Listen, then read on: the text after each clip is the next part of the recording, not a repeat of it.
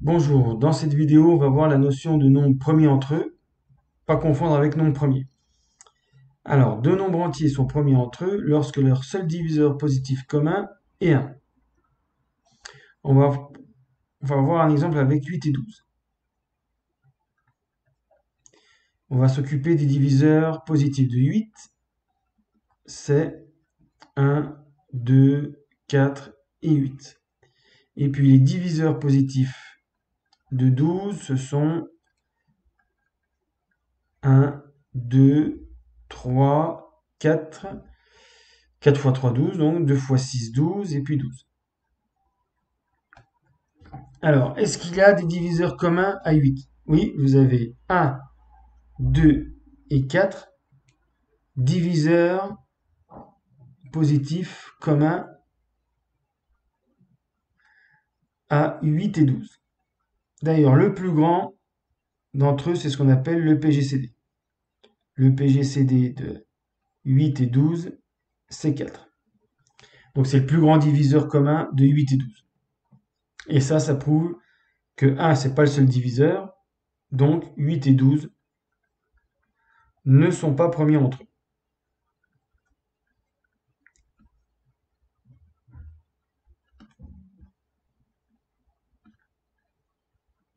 Et donc, par exemple, là, vous avez la définition d'une fraction irréductible. C'est une fraction dont le numérateur et le dénominateur sont premiers entre eux.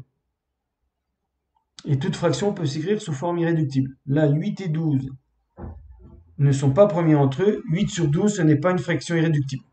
Alors souvent, on utilise le PGCD pour simplifier au maximum. 8, c'est 4 fois 2.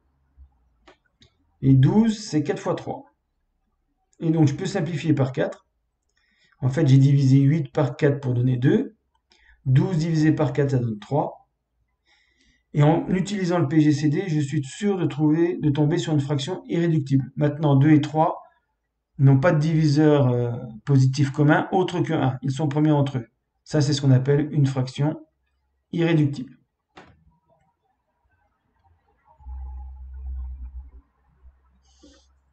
Alors, je vais reprendre deux autres exemples, 14 et 15. Les diviseurs positifs de 14, alors 1 fois 14,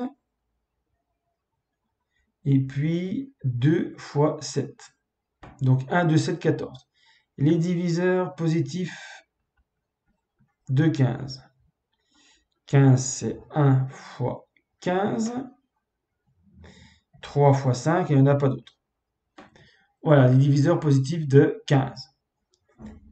Leur seul diviseur en commun, c'est 1.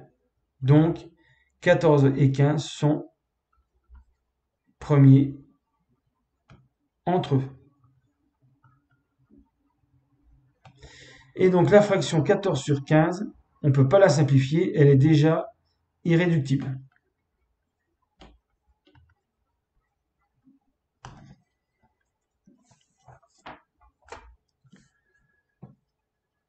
Voilà, fin de la vidéo.